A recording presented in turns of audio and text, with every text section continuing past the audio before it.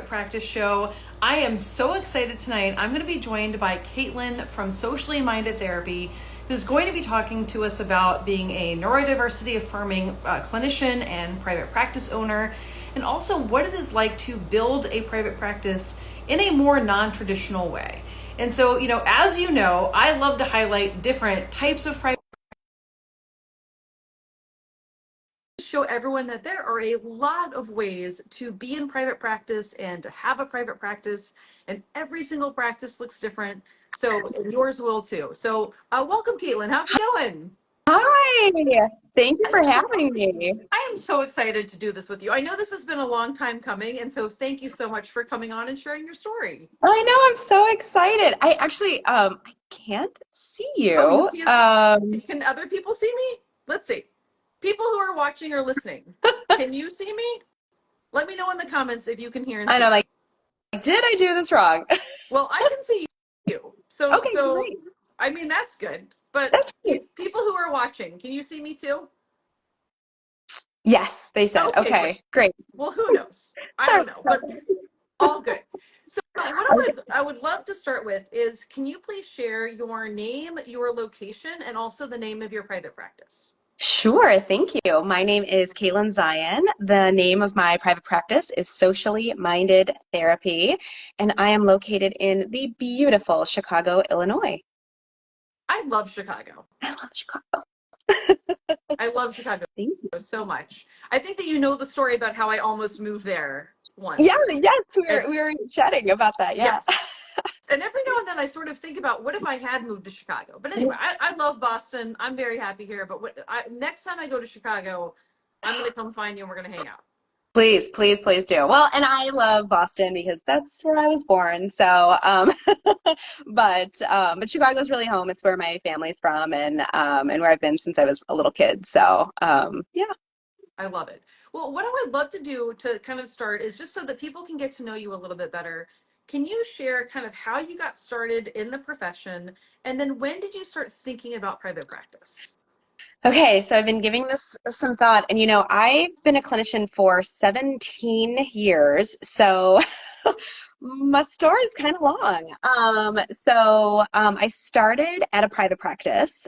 So my CFY was at a private practice, and it was multidisciplinary, an amazing team of people, and where I learned so much. I was a generalist in pediatrics, but I also, I had this amazing group of women who were like 10 years older than me, most of them 5 to 10 years older than me, and they really, it was just that team, right? And so they learned so much from them, and always made me feel like as an equal with them. But my very first private client on the side was actually only 1 year in.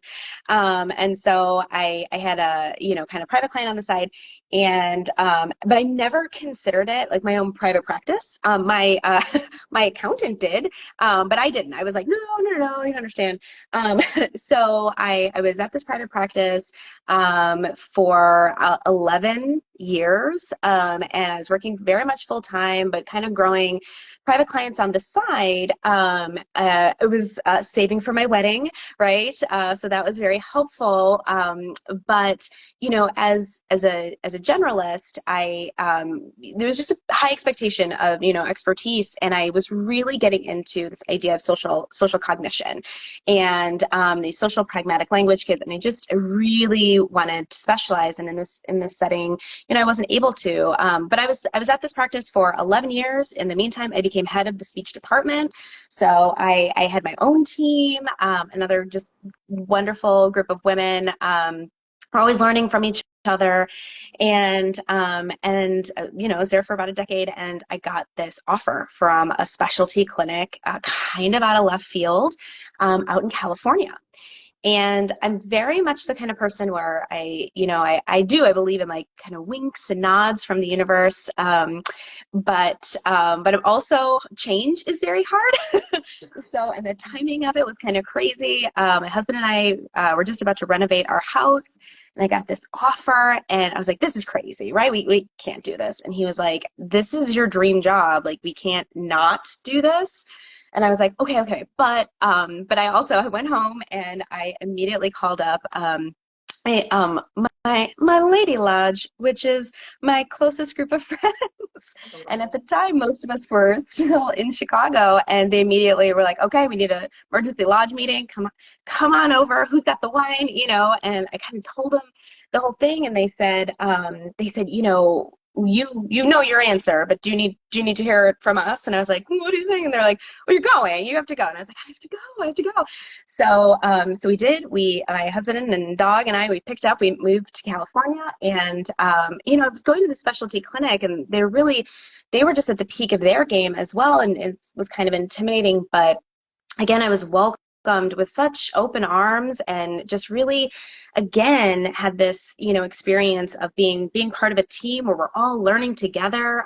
It was that clinic actually where I first heard the words neurodiversity affirming and neurodivergent, and what does that mean? And where I really, I saw so much change in how, we need to be listening to even more neurodivergent voices. We need to be listening to autistic voices and ADHD voices, and really saw how we were changing, how we were writing goals. It was so much more client-led, and just really seeing that in action. And but in the meantime, I'd had a baby. We were out in California. We were out there for about 4.5 years. COVID had hit. I'd actually just had come back from my maternity leave just for a few weeks before the whole world shut down. And at that point, California felt like it was on the other side of the planet, from home, and because we just, we couldn't get to our people. So, but although I did have an amazing, again, group of women, the California moms, but no, it was time. And so we decided, we take our time with things, and so we started to kind of figure out what the next steps were, how and when we would. We still needed to renovate our 100-year-old house, which we'd held on to, thank goodness. And so we did.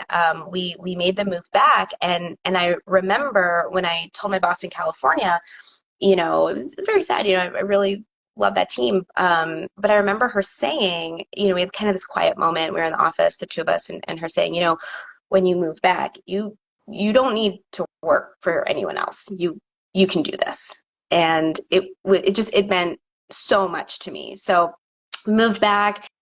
I had stayed on to do telehealth for them, and kind of figuring it out. But I had two big hangups about really fully launching my own private practice. And the first one was I no business experience, and I was like, oh, I don't want to go back to business school. I don't want to do that. Enter the independent clinician. Again, winks and nods from the universe, I remember I was at one of the boot camp events, and I was listening, and I came out of our home office, and I said to my husband, I think I'm gonna sign up for this thing, and he was like, is this the thing, that will make you finally feel like you can do this? Like, and I was like, yeah, I think so. And he was like, then do it. And Husbands love me. Husbands love the yes, program. Husbands love, especially husbands. I mean, I don't know your husband at all, but he sounds like a fantastic guy. the But best. Yeah. they spouses, not just Yeah. all spouses, right? I feel like you generally want the best for their spouse, right? Yeah. And like they can often see so much more in us sometimes that we can see in ourselves, right? Yeah. And so sometimes when people are like, oh, I kind of want to do this, I don't know, like I need to ask my husband. And it used to kind of like irritate me a little Yeah. bit, like kind of as a feminist. I'm like, make up your own mind. But then Yeah. I'm like, you know what? Go talk to your husband, because guess what's going to happen? That husband's going to be like, you can make how much money? Yeah. And like, you can be in control of your own life. You go do that. Exactly. Well, and I think too, because he really knew, the big thing for me was, why did I start this private practice? It was because, here I'd spent 4.5, 5 years specializing in exactly the thing that I wanted to be specializing in. And this is all I wanted to be doing all the time. I just felt like, there was just such a need for it. And I wanted to be able to do that full time. And I really wasn't able to find that anywhere else in this area. I really wanted to bring this expertise to my hometown. And he knew that. And so he was like, yeah, then you got to do your own thing. So so I agree. As a feminist, I was like, I'm not asking permission. But I did have that, that very much imposter syndrome, like, oh, business, I can't. But I will say the other thing that that held was holding me back was this idea of the team, right? And a solo practice, and would that really be for me? And how, I knew that my where I really thrived, right, was being part of a team. And that's when I had to really look around and be like, oh, actually, I have been building my own team for the last, 17 plus years, right? I had stayed in contact with colleagues from the Chicago private practice. I knew the California team was cheering me on. At the same time, I had a few colleagues from the California office that they had started their own private practice. They're like, can we please keep collaborating? But I also had, obviously, my husband, very much a team and partnership, but I also had this group of women, the Lady Lodge, who, again, were always there to cheer me on. And then on top of that, I have my best friend who, she had started her own business years ago and in a different field. And I just remember being like, oh my God, that is so amazing that she was able to do that. I can't believe it. She's so amazing. And it was like, oh yeah, no, she's part of the team. Because the second I told her that, I was thinking about doing this, she immediately was like, how can I help? What can we do? Even her husband, he was like, do you need help building your website? I was like, yes, I do. Thank you very much.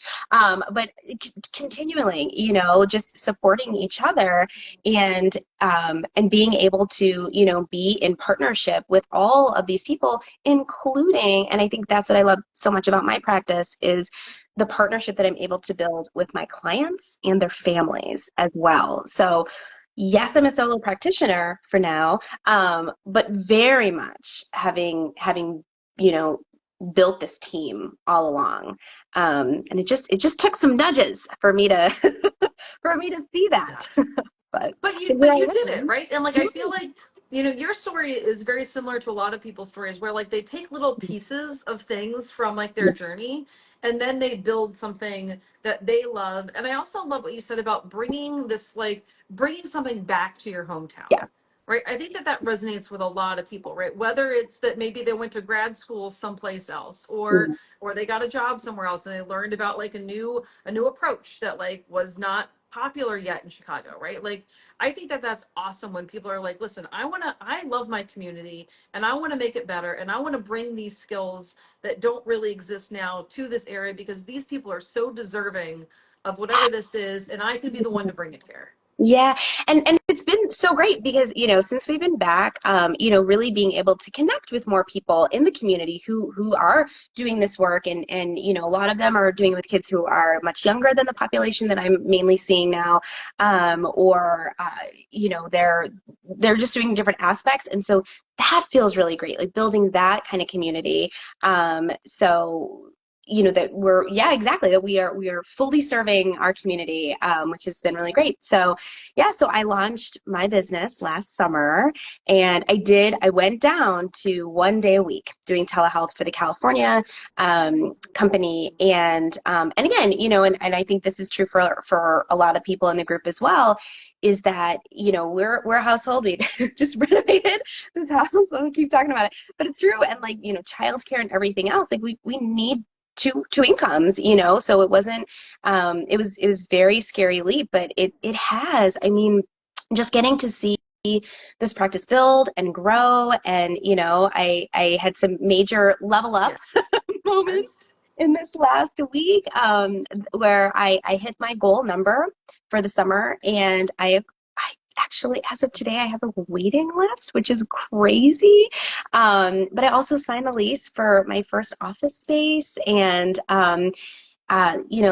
that's really been what's so great. And I think Jenna, to this community that you're building, what I've really, really, really, really been drawn to is this idea where it really just exudes like this shine theory, right? So shine theory coined by Aminatou Sow and Ann Friedman, of this idea of I don't shine if you don't shine, right? I think, Jenna, you kind of call it the old way versus the new way, but this idea where we're all here to celebrate each other's joys, but we're also here to support each other when it's hard and we need to vent, or we have a question, or, where it's a safe space where you don't have to feel like a dum-dum, like you can just ask it. And there are people right away there to be like, oh yeah, I was wondering about that too, or have you tried this, or click this link, or so it's not just the entire internet that you're trying to like Totally. Well, dump because this there's so down. much need out there, right? Whether it's, clients that have need, it's professionals that have need, right? Like everyone there's a place for everybody too, right? Like,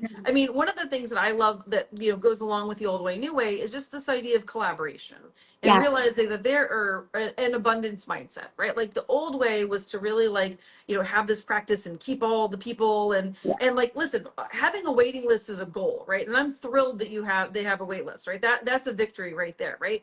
But like if at some point you end up with like 50 people on your wait list, right? Like before we get to that point, we're Oh going to yeah. hire some people, right? Oh yeah. But Sure. like in the old days, that was almost the goal. And like people weren't kind of like, if you have like hospitals, right? Yeah. Anybody watching or listening to this live in a town probably where there is a hospital that has a wait list for, 6 months, 8 months, a year or more. To me, that's terrible, right? And everyone has different specialties, right? Like, you love neurodiversity affirming therapy, right? Like that's all in with you, right? And I don't know, maybe you like feeding, but maybe you don't. And so if a feeding case comes along, that looks like a no, right? If a Yeah, feeding case definitely. comes along, you're happy to go have that other person be seen in another clinic. And I bet you when they have, an autistic kid come along, they're like, this is great, but not for Yeah, me. I'm going to send them to Caitlin. 100%. And that's has been great too. Literally I am more than happy. I mean, I even had a client who came my way, who they were like, this is great and this sounds exactly what we need, but we really need insurance, and I was like, totally get it. Let me make some calls for you. And I am more than happy to do that, right? Because I know for my needs, for what I need to do, I'm private pay right now, and I reached out to some other people, to some bigger practices that I know that's doing this work, and I said, would you take this insurance? And they're like, absolutely. And I reached back out to them. She's like, I can't believe you actually followed up. Thank you so much. But it really is. It's about how are we serving the community, and for better or for worse, right? Like there's always going to be enough to go around. Well, and karma too, right? Yeah. Like I'm a believer in karma, right? So Yeah. it's sort of like, you help me with this, I help you with that. Like it all Yeah. like balances itself out. And I think you're right. Today's clinicians are care deeply about the clients and want people to be seen and realize that if they don't see them, that's okay because another person's going to come along next week or the week after, right? Yeah. So people might be kind of wondering like, how do you get your clients, right? Like people who are like, oh man, I am super neurodiversity affirming. Like how do I, where do you get your clients from, Caleb? Okay, so I'm pretty sure about halfway through the Grow program, someone from your team was like, hey, just checking in halfway through. How's it going? I'm pretty sure the email that I wrote was something like, I'm failing. I'm so behind on modules, like this and that. And it still feels a little behind, but thank you for always making those available, and for Grow CEO. Honestly, it's been majority so far is word of mouth. So it's the Chicago clinic that I worked at for a decade, who they have clients coming in that they're like, oh, you know what? I don't think we're a great fit, but Caitlin is. Or they have clients who maybe, they're very much a pediatric clinic where they're serving maybe till middle school. And I love the middle school, high school, early college, young adult clients. And so they're like, I've kind of outgrown our practice. Can you see them? And as well as, people will sometimes call the California office and be like, do you have anybody in Illinois? And they're like, actually, yes, we do. And just honestly, too, when I made like my big announcement on Facebook, I had parents reaching out to me who, I'd maybe seen their kids when they were 7 or 8 years old, and they're like fully 17 years old now, that they're like, you're back. When can we start? So really, it's been very organic, but it's it's building those connections, and it's following up with those connections, and that you already know. I have also reached out to some of the private schools in the city. Um, and they've been very, very receptive as well. You know, a lot of the private schools here will have, twice exceptional students. So perhaps like ADHD and gifted, or gifted and autistic. And they'll be like, yeah, these are really bright kiddos, but they could really use some extra executive functioning support or group, support. I'm like, oh, so much more than that. But yes, let's start there. And so that's again felt very organic. So I've started with schools that I already knew, that I had clients at in the past, and just really building those connections within my community. Yeah. Well, I love that too. And one of the things as you were saying that I think is really smart for people who are watching slash listening, who are thinking like, what should like my niche be, right? Or like whatever. It's kind of cool when you have like a niche, there's lots of autistic people, right? Like Yeah. lots of autistic people, right? But different age groups tend to like be more in like therapy mode, right? So like the younger kids, like kind of like early intervention, young school age or whatever, there's a good amount of services for that age group, right?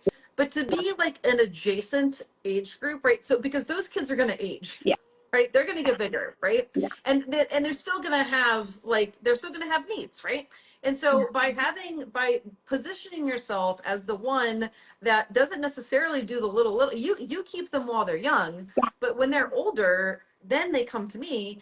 Now you also become like the go-to person. Like it doesn't surprise me at all that word of mouth is what's driving a lot of your referrals, because people again know what to do with the young kids. They don't quite know what to do with the middle school, high schoolers, young adults, but when they hear that you're available, they're like, oh, Caitlin's the one that we need to go see. Yeah. Well, and I love to, like, understanding to where kids are at in their learning. So, I definitely, like I said, middle school, high school, young adult, but also that upper elementary, right, where there maybe there's not really been any issues, and school has been fine, and they are really bright, and so nothing is really flagged. And then you get to third grade, and you go from learning to read to reading to learn, and all of a sudden stuff is popping up. People are like, but I don't get it. They've never had any speech issues or this and that. And I love, love, love getting to kind of figure out that time as well.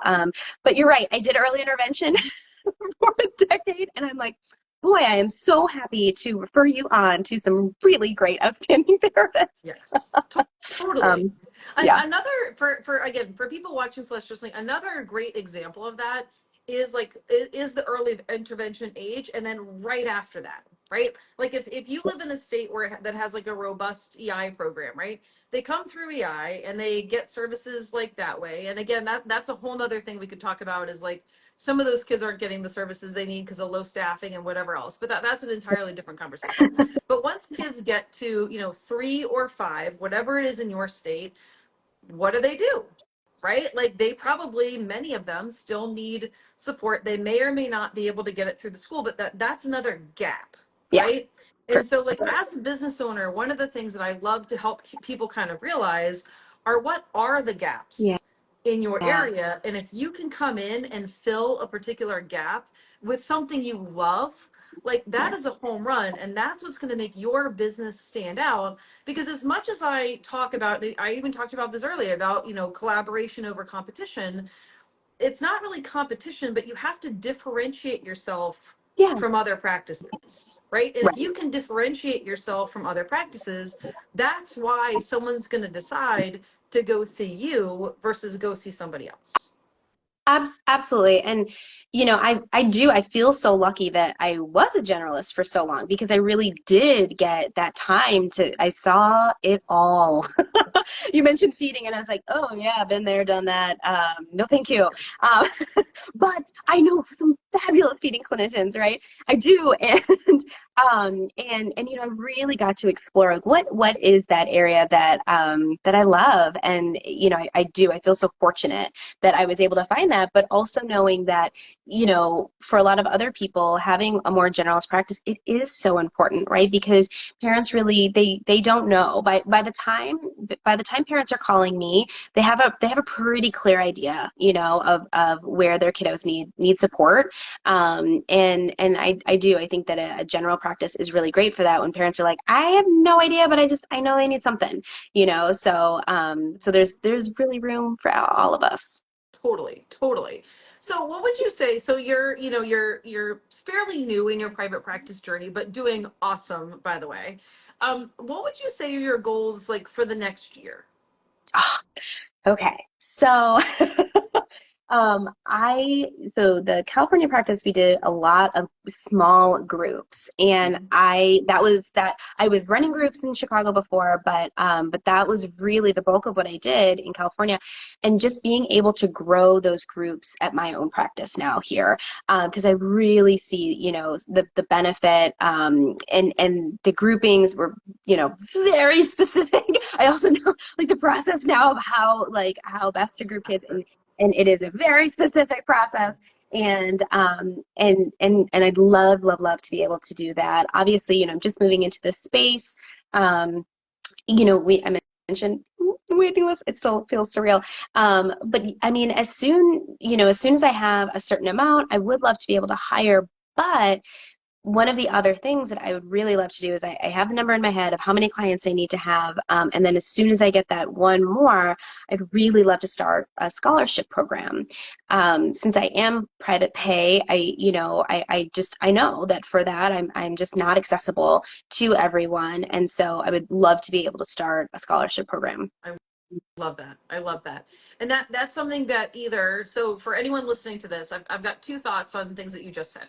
So one of them has to do with the scholarship program is like, you know, your practice could fund it or partially fund it, but that's an awesome thing to do like a donation situation for, Ooh, right? Where you have other oh, people donate to the scholarship, right? Like, so again, sometimes people think that like the only way to offer a scholarship is for your practice to fund it. yeah. That's a way to do it, right? But maybe you could like match it or something, or you could match, like, you know, you could do 25% or whatever. And like, you know what I mean? So that's one piece of advice, right? Um, Love it.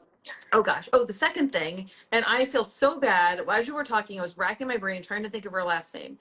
There's an amazing private practitioner in Texas who also, her name's Mary. Her first name is Mary, and Okay. she was also a grower. She did some really cool things with after school programs with neurodivergent kids. And that was like, it's just a really cool model. So just throwing it out there for you and Okay. everyone else listening is like, you know, uh, go kind of where your people are already. Like if they're kind of going to some of these, you know, whether it's after school or whether it's whatever, that's actually a cool place to actually do the For services sure. because the kids are already there, They're right? already there. They're already there. Absolutely. So Yeah. that anyway, just throwing that out there is kind of a cool Love it. model is because you like again have to think like yes, you want to have groups, right? And we all know that groups are, I mean, I'm a big group person. I love group. But to get, you know, however many kids together, maybe from different places or whatever as a group is a little challenging from like a scheduling point of view. But if you For sure. go to them where they already are and you Yeah. do the group that way, that was that I did not come up with that. That was all Mary, who I feel terrible that I don't remember her last name. She's in Austin, Texas, and she's awesome. But that was like a really cool idea. When you think of it, send me her info. Oh, I will definitely send you Thank her info. And anyone else who's watching this, send me a DM, and I'm gonna see her name and be like, oh my god, yes. you. But anyway, but that's like part of it too. Is like so not only can you have like a specific population that you want to work with, right? But then you're like narrowing it down to like a sort of specific, you know, age range, let's say. But now you can continue to see that same population, but now see that population in different ways, right? Yeah. Like how great is that? Where now it's like you're not you're niching down a little bit further kind of, but really what it is that you're offering more like more services, more income streams Yeah. through your practice, and you're serving people on a bigger level. Yeah. One of the other things that, I've been doing more and more of, which I love, is doing the parent consultations or the parent collaborations. I don't know why I have like an aversion to the word parent coaching because I am also a parent, so that makes me kind of feel like a fraud. Um, but the parent collaborations, and I mean, that, so that's actually also part of built into my practice. So if it's an hour long session, I'll meet with the client for 45 to 50 minutes. And then the last 10 to 15 is all parent collaboration time. And so, and I have, it dramatically changes what I've seen. It just dramatically changes, progress, but also, what the feedback that the kids are hearing. So it's really consistent. We can really keep it positive, and all of that parent education piece. And now I have more families who are like, yeah, can we do this? Like, can we do more of this? Like, can I have my own session? And so, so I offer that as well. And I just kind of say, like, you can do it weekly. We can do it every other week. We could do it monthly. We could just do it like on as needed basis. And every single parent, they've responded in some way. They're like, yes, we want to, this is something that we would like to do and or are doing. Um, so that's just that further connection, because, you know, parents are so motivated. Like they want to be able to do best, by their kids. And, the landscape of the vocabulary and just how we're approaching things, that is changing so rapidly. And so I really just appreciate how much my parents, not my parents, the parents of the kids I'm working with, like they really, they trust me to be there, to kind of give that to, give them that, that information, as, because this is what I'm looking at, learning about all day, every day. And so I'm happy to spread that knowledge. Yes. And like, again, like, so, I mean, do you have one kid, two kids? Wait, how many kids you got? One, just What? one. Okay. So you've got one, I've got two, whatever. Like as a parent, like I mean, so yes, I'm a speech therapist, but like I'm an adult speech. I'm strokes and aphasia and all, brain injury, all that kind of stuff, right? So like my point is that like when parents don't know about something, they feel super incompetent about it, and all parents want to be good parents, right? So I would imagine that some of the parents that you've had these sessions with, they're not SLPs, right? No. They're probably, whatever other maybe they own a bookstore, maybe they're a doctor, or what, who knows what they are, right? But the point is that like this is out of their wheelhouse, and they've got Yeah. a child that they love very much and that they So want to support. And like this is a wild world for these kids, and they want to be the best parents and the best support system that they can be. I can totally see why parents are so excited to sign up with you. And I love the word collaborations, by the way. But to sign up for these collaborations, like that is going to empower them to have more knowledge and just to feel more confident about parenting their child. truly. And, and a lot of the kids too that I'm seeing, they're getting they're getting so much negative feedback, whether it's like, you're smart, you should know this, or this and that. And so like to have someone to say like, no, your kid is awesome, they are absolutely working as hard as they can, they are trying so hard, but here's where it gets tough, so here's how we can, here's some accommodations, here's some supports that we can work in. Do you want me to talk to the teacher? Do you want me to talk to, like, I've attended, IEP meetings, on behalf of families, as someone to say like, oh, actually his learning style or her learning style, would really be supported in this way. And, and, and again, most collaborators, whether it's the family, whether it's school, most of the time they are so hungry for this knowledge and really value, more insight into this particular student. Totally. I'm just so proud of you, right? I'm proud of you for coming up with this whole like for well, I mean, I'm whatever. I'm proud of you for all kinds of reasons. But like, you had these great experiences in these other practices and you kind of kept, your eyes a bit on the prize, and it was like, I want to be able to do this. I want to be able to bring this back. You've been like building your team. I love how you said that too. Like all, whether it's like friends, clinicians, different cities and states and everything else. Like I just love that. But I truly love how you have found this amazing niche, that you're getting these word of mouth referrals, that you are really helping these kids, but you're also helping the parents. And listen, you're helping yourself in the meantime. And I think that that is why this is a giant win. It truly, I mean, I've been someone who I have always been a worker, and so this past year when my schedule was growing and building and on my way to flourishing, I had more time, and but again, what a gift. I was able to take my daughter to school every single day. I was home for dinner every single night. I was able to volunteer in her classroom at least once a month. Just having that time is so precious, and that luxury, and now that I am able to build my own schedule, it's like, oh yeah, no, I am not willing to give all of that up. How do we make this work so I can still be home for dinner every night, even though the majority of my clients want after school times? And how do I still have, like Fridays off to, yeah, catch up on paperwork, but also to volunteer in our classroom and things like that? And oh yeah, it is my own private practice. I can do that. And that's amazing.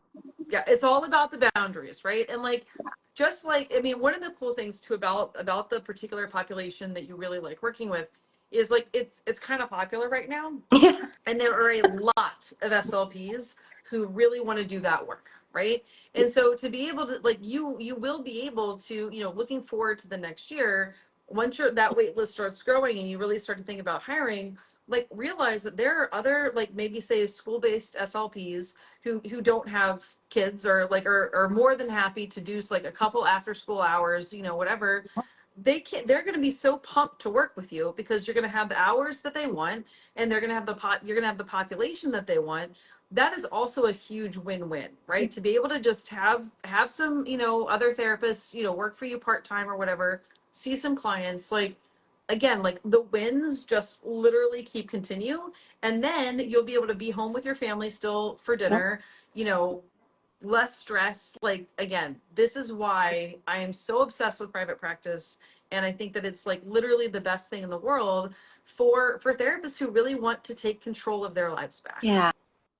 Yeah, and and I know that I'm different than a lot of the therapists who, they had unfortunately like really terrible experiences. Like I just had such amazing ones, but it's still, like trying to be an expert generalist, like that's very stressful, and doing what you love, but knowing like, oh, but I'm 3,000 miles away, from really home base, and yeah, just being able to have that freedom it's been everything. I love it. Well, Caitlin, thank you so much for being on. Thank you for sharing your story. I have loved getting to know you in our programs and everything. And I'm just, again, I'm so proud of what you've built in a relatively short period of time. And I can't wait to see what happens next. Thank you so much, and thank you for this program. I mean, like I said, it was the nudge that I needed to, and be like, okay, no, business, no, I can do this. I can do this. Yeah. And then again, just like the community it's everything. So thank you. Well, you're so welcome. And for anyone who is watching or listening to this, if you've been inspired by Caitlin and you're like, you know what? I don't know. I see some similarities between me and her. Like, if she can do it, like, you can do it too. And I would love to help you do that. So if you've been watching or listening, send me a DM. Let's talk about whether or not, what your dreams are for your private practice and how we can support you. But again, thank you so much, Caitlin, for being on the show. And for anyone who might want to, like, maybe visit your website or find you on social, where can people find you online? Absolutely. I'm at sociallymindedtherapy.com, and on Instagram at sociallymindedtherapy. And yes, please, especially if you are in the Chicago area, please reach out. I thrive on collaboration and connection. So I would love to get to know you and work with you as well. Awesome. Well, thank you again for being on the show. And thank you everyone for watching and listening. And we'll see everybody next week for another episode of the Private Practice Success Stories podcast. So till then, thanks, Caitlin. Bye. Bye. Thanks.